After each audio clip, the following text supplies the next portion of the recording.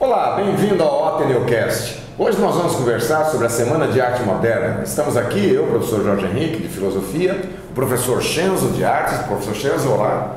O professor Lelei, de Literatura. Olá, professor Lelei.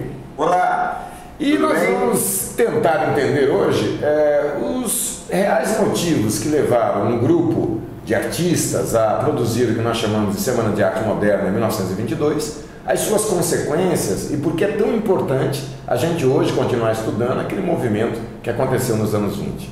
Então vou começar com o professor Shenzo.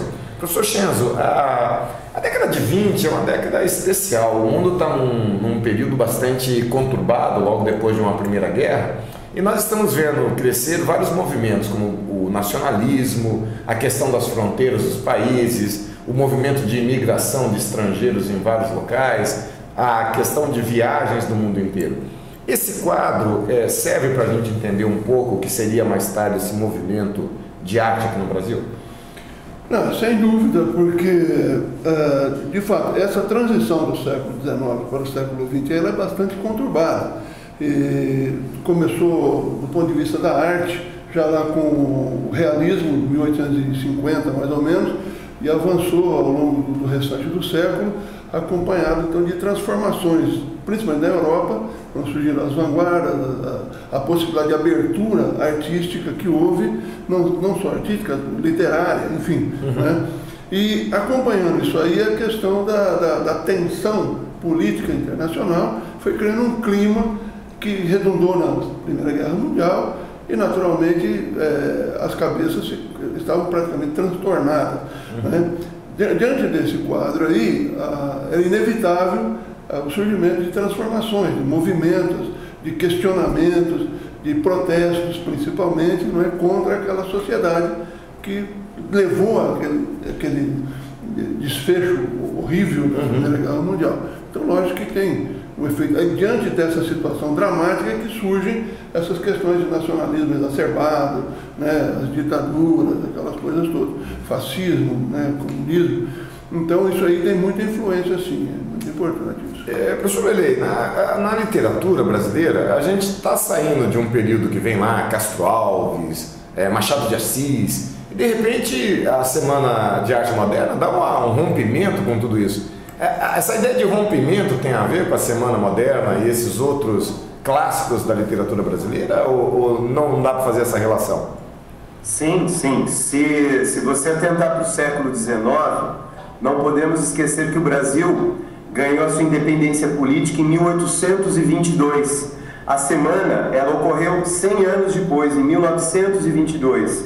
E se você for atentar para a literatura que se praticava durante o período em que o Brasil começava a entrar em um caminho próprio, vai ser a questão do romantismo, que vai tentar construir essa figura nacional. A exemplo disso, você pode pegar a obra do Alencar, que foi um escritor muito consciente no seu tempo, que no século XIX, ele dividiu a sua literatura, tendo por trás dela um projeto, esse projeto de construção da brasilidade. Então, quando nós nos deparamos com o tio, com o sertanejo, o Guarani, são obras que cada uma delas representa uma faceta do Brasil, que no conjunto elas acabam por formar esse sistema de brasilidade. Então ele tentou isso. Durante a evolução do século XIX, o romantismo se transforma numa outra tendência, não menos acadêmica também, chamada de realismo, onde aí sim o Machado de Assis ele aparece. E muito se questionou durante muito tempo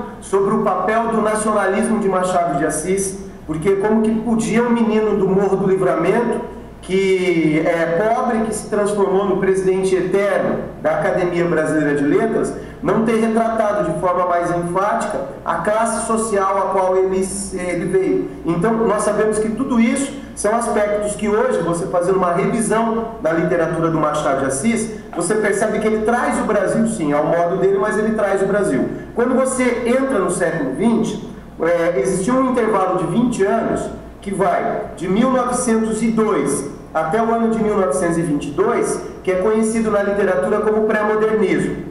O pré-modernismo, ele pode ser entendido em duas ideias básicas. A ideia do pré seria ainda o uso de um código literário existente no século XIX, ainda no século XX. Se você pegar os autores do pré-modernismo como Graça Aranha, como Euclides da Cunha, eles escrevem de uma forma muito mais próxima à linguagem do século XIX. No entanto, o modernismo deles seria justamente nessa questão do resgate dos temas nacionais. Então, o nacionalismo, ele já passa a ser tema. Quando você chega, né, mais ou menos em 1912, o escritor, poeta, dramaturgo Oswald de Andrade, ele fica alguns meses na Europa. Quando ele volta para o Brasil, né, ele, além de trazer a primeira esposa, ele traz também artigos sobre aquelas vanguardas, como é o caso do futurismo, né? Então, essas vanguardas, elas vão se tornar presentes no Brasil após 1912. E se você for,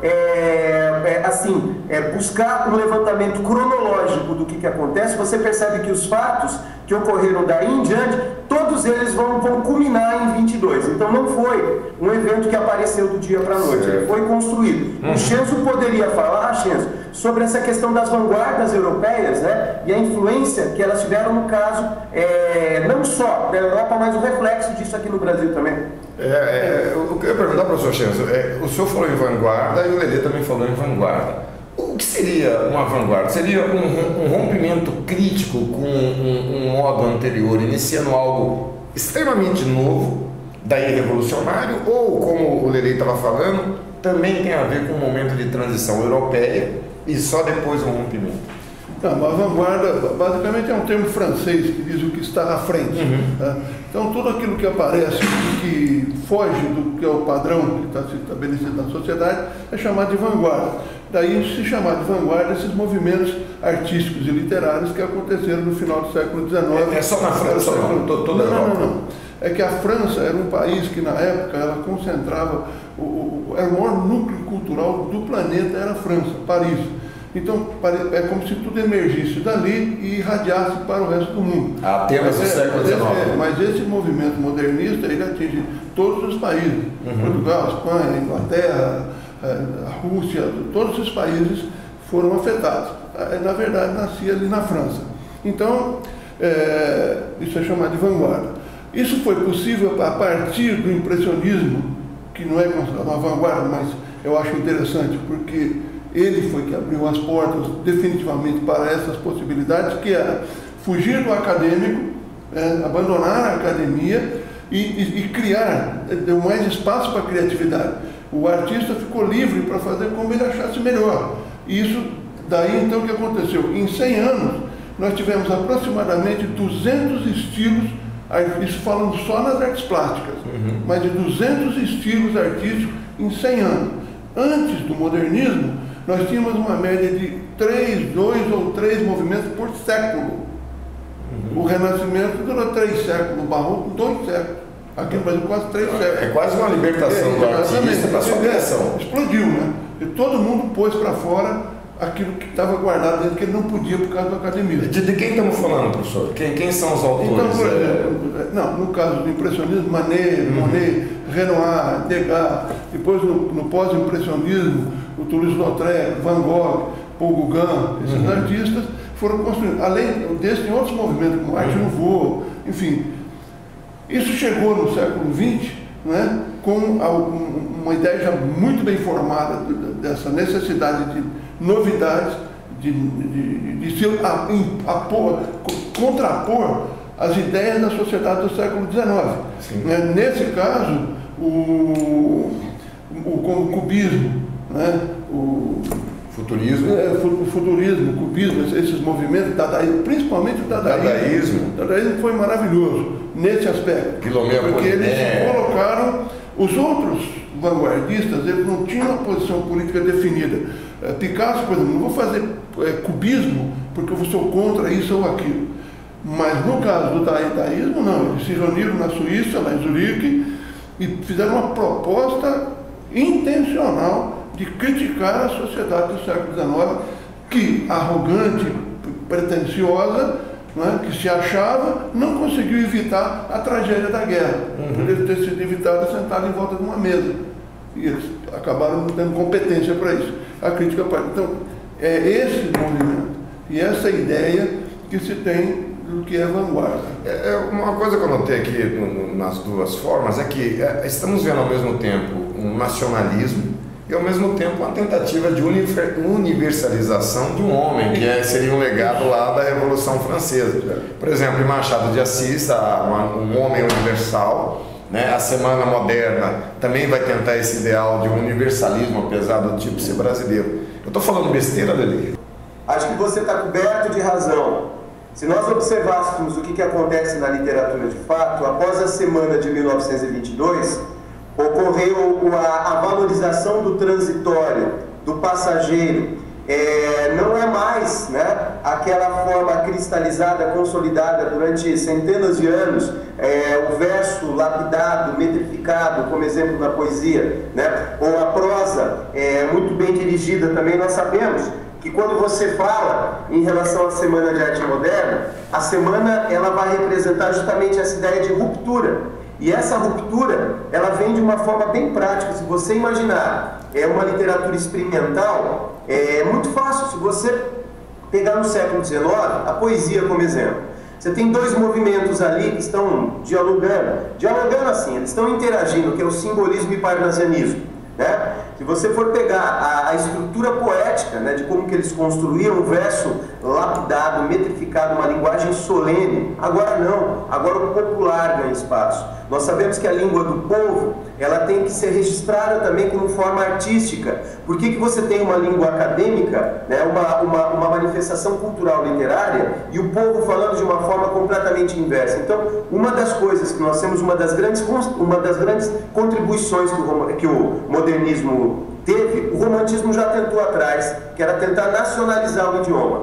Só que pela influência da cultura portuguesa, nós sabemos que a cultura ela tomou uma linha muito mais, como que eu falo, formal. E é justamente com a Semana de Arte Moderna que o coloquial ele vai ocupar espaço. Então o verso livre, o verso sem métrica, palavras, né, de uso pouco poético, a ironia. Oswald de Andrade, ele disse certa vez assim, quando o português chegou no Brasil, debaixo de uma bruta chuva, vestiu o índio. Pena, fosse manhã de sol, o índio tinha despido o português. Então você percebe como o nacionalismo aí às avessas. Então a volta às nossas origens, vai ocorrer isso, o primeiro tempo do modernismo no Brasil, que eu até falo disso aí depois, ele é dividido em 3 momentos, ele foi chamada de fase heróica, fase iconoclasta, é a fase que rompe com todo o passado acadêmico. Essa ruptura, ela não seria possível não fossem as vanguardas, né? As vanguardas europeias, elas foram um estupim disso tudo. Porque a partir do momento, né, que o nosso intelectual ele começou a perceber que eles estavam moendo o passado do outro lado do Atlântico, por que não fazer isso aqui? E a carona veio justamente nessas correntes nacionalistas que o professor Schenzo acabou de abordar conosco aí. Eu queria colocar aqui, vocês dois falaram de acadêmico. Acadêmico é a escola de Platão, o academicismo lá na academia. E lá da Grécia Antiga vem aquela ideia de arte enquanto racionalismo, proporção. E o professor Schenzo citou o movimento impressionista, que na minha grossa ignorância seria uma disformidade, de certa forma, uma quebra daquele traço formal que havia lá atrás. E depois no século XX, o dadaísmo, que vai desformar tudo, a própria estrutura da métrica vai cair. É isso que está acontecendo, nós estamos quebrando essa estética que vem lá do clássico e estamos inaugurando uma nova estética.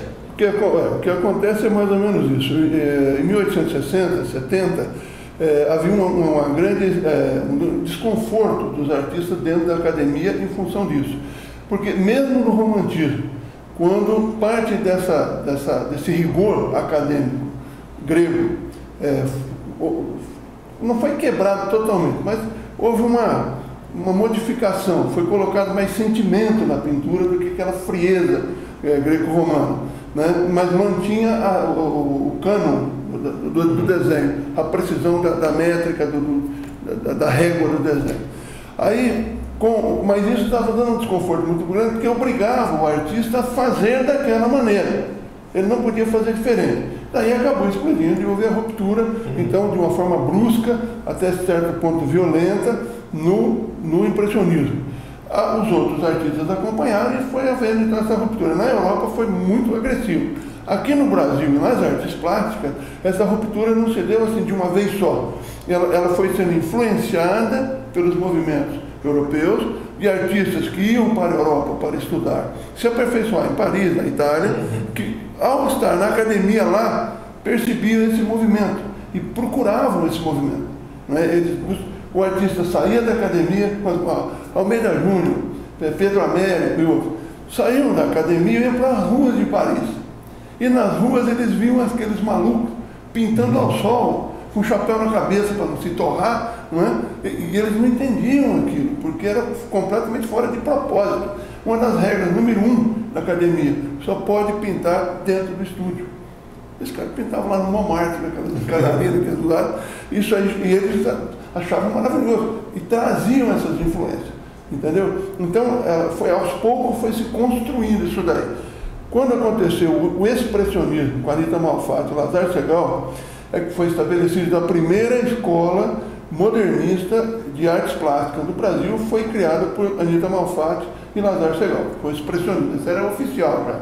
Aí houve exposições expressionistas, até a exposição de 1917, que foi um dos fatores desencadeantes da Semana de Arte Moderna, inclusive, porque o Monteiro Lobato, em que pese ser um escritor maravilhoso, estava preso às ideias ainda do século XIX, não compreendeu a obra e fez, usando toda a verve, né, intelectual que ele tinha, ele escreveu um artigo no Estado de São Paulo, no jornal Estado de São Paulo, em dezembro de 1917, praticamente destruindo Anita Malfatti, sua obra e o modernismo inteiro, como ele mesmo dizia, e tutti quanti. Certo? Esse evento mostra, primeiro, a força que a vanguarda tinha, as novidades estavam causando, chocavam. Mesmo intelectuais como Monteiro Lobato se chocaram e puseram isso no papel. Não foi só ele. Sim, mas já. Tem um jornalista chamado Paul Siveri Electo, não quis assinar, que critica o Di Cavalcanti, chamando de moleque em coeiros que nada entende de obra de arte ou de proporções e perspectivas e que faz telas abracadabrantes de masturbações mentais. Em 1922 o cara escreveu isso, para usar termos como esse. É porque a coisa foi pesada. Muito pesada. Foi pesada. E esse fato de 17, quando a Anita Malfatti sofreu essa pancada do Monteiro, sensibilizou os outros modernistas. Por quê? Por exemplo, Mário de Andrade já estava imbuído disso daí. Né? Uma gota de sangue em cada poema já é isso daí, é um libelo contra a guerra. Né? Juca Mulato, Milão Teu Pica, esse pessoal já estava, Oswaldo de Andrade estava colocando essas coisas. Eles inevitavelmente se uniram em torno dela, ela falou que não ia pintar mais, quase matou a artista ali, e acabaram então fazendo uma semana para promover essas ideias, tentar ilustrar o povo brasileiro sobre isso daí. Foi mais ou menos isso. E me diga, esse movimento, Lelê, a gente está saindo de um negão que desceu o morro, que é o Machado de Assis, que retrata a coisa, e vamos para São Paulo, onde tem uma elite paulista, são todos ricos, que de repente faz essa mudança. Não é um contraste violento na história do Brasil? A gente pega o menino do morro que mantém o academicismo violento do Machado de Assis, e vamos pegar um paulista como o Guedes. O que você acha disso, né? Como é que a gente entende isso? Dando um pouco o chance, ele abordou bem essa questão do artigo que o Lobato escreveu, intitulado lá, é o título vulgar, né? Paranoia e Mistificação.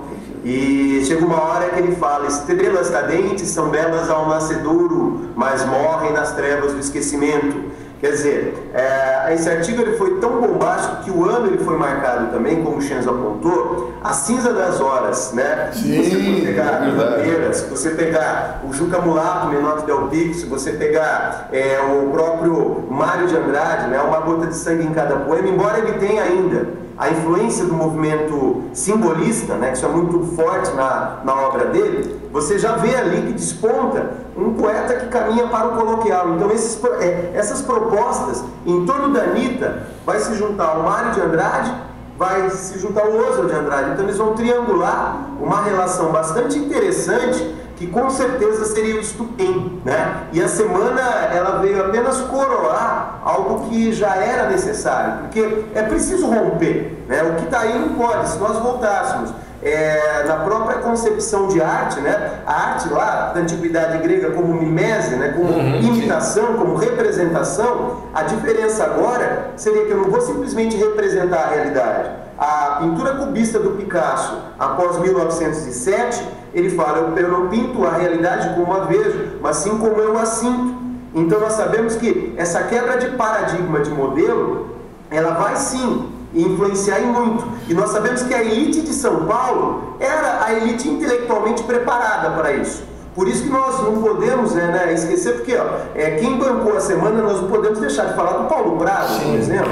Foi um dos cabeças ali, uma pessoa muito inserida ali no meio, inclusive dizem, né? Até hoje se discute quem começou, se foi o Graça Aranha, né, que na época havia publicado em 1902 um livro chamado Canaã, que retrata ali a imigração alemã no Espírito Santo. Ele ficou um tempão na Europa, quando ele volta para cá contaminado com as ideias de vanguarda. Dizem até que um dos motivos dele ter ficado em São Paulo é que ele se engraçou pela irmã do Paulo Prado e que teria inventado ali a ideia de uma semana. Eu acho que isso é pouco provável, porque o movimento ele foi um movimento de cunho intelectual mesmo. Eles tinham noção do que eles estavam fazendo. E uma das coisas que eu gostaria de colocar, já que o aluno ele às vezes confunde, porque quando a gente fala, né, na questão das artes plásticas, se você comparar o acadêmico, que nem o Shenzo colocou, a pintura impressionista muitas vezes ela lembra em alguns momentos uma fotografia fora de foco. Exato. Então existe sim, né, uma relação com a imitação, com a realidade,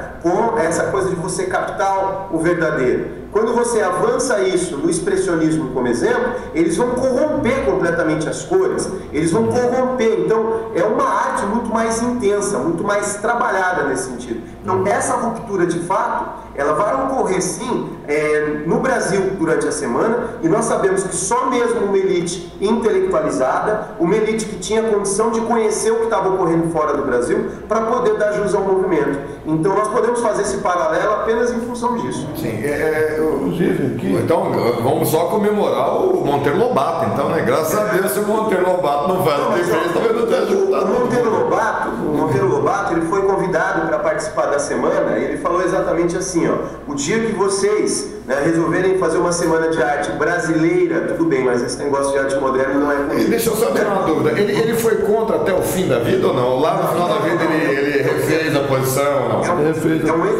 É um erro isso em função do artigo, porque depois nós não podemos esquecer a importância do Monteiro Lobato como homem público. Sim, claro. E mesmo a encontrar petróleo no Brasil, ele que vai fundar aquilo que seria o embrião de uma das companhias petrolíferas mais poderosas do mundo, que está aqui no Brasil, a Petrobras. Né? Nós sabemos que ele vai ser um homem que popularizou o livro no Brasil, porque antes do Monteiro Lobato, se você for pegar a questão da história da imprensa no Brasil, os livros eram editados nos Estados Unidos, Europa, e o preço era muito mais em conta. Exemplo, o Lima Barreto, para ter a obra dele, que é um dos primeiros livros dele, que é o Recordações do Escrivão Isaías Caminha, publicado, ele chegou a abrir mão dos direitos autorais da obra, e essa obra foi rodada em Portugal. O editor falou: se ele abrir mão dos direitos, eu vou imprimir o livro. Então ele teve que ver o livro dessa forma, ele abriu mão dos direitos. Então existia um problema quanto a isso. E o Lobato, ele foi um homem de visão. Ele quando ele herdou do avô dele, o Visconde de Tremembé, uma larga propriedade de terra, uma fazenda, depois que não deu certo a vida de agricultor, que é uma das facetas que o Lobato teve, o Lobato simplesmente ele vai fundar a Companhia Editorial Nacional, que é uma das editoras que ele vai ter. Então ele vai modernizar o Parque Livreiro no Brasil. As capas, se nós pegássemos a edição anterior a Lobato, ele vai colocar capas vibrantes, um texto diagramado, tornando a matéria, livro, interessante para o manuseio. Então ele tomou alguns cuidados, nós sabemos que ele é o grande responsável. É ele que fala, né? Uma nação é feita por homens e livros, né? Mas me diga uma coisa, ele chegou a escrever algo revisando aquele primeiro artigo, dizendo: olha, eu estava errado lá atrás, há uma importância dos caras, ou não? Ele nunca reconheceu isso?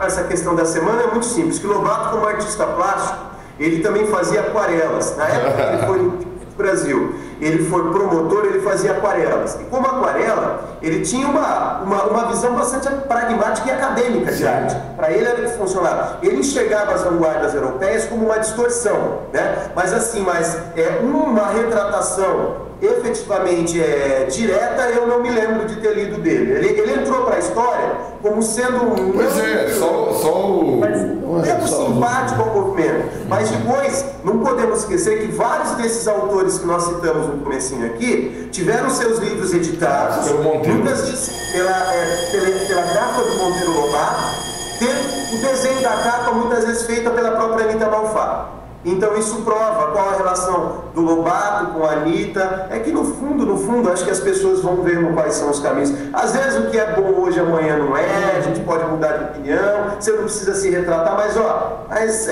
foi apenas um excesso. É difícil, né? A gente voltar no tempo em relação a isso, mas que o Lobato ele não foi contra a semana depois, ele vai na história, ele vai se redimir sim.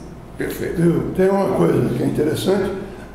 Eu acho que a Anita deve ter perdoado o Lobato pelo seguinte: nos anos 30 tinha um programa de rádio em São Paulo sobre cultura e participavam o Monteiro Lobato, a Anita Malfatti, e tinha mais um intelectual da época, e os três, eu não me lembro agora, e os três respondiam questões feitas pelos ouvintes.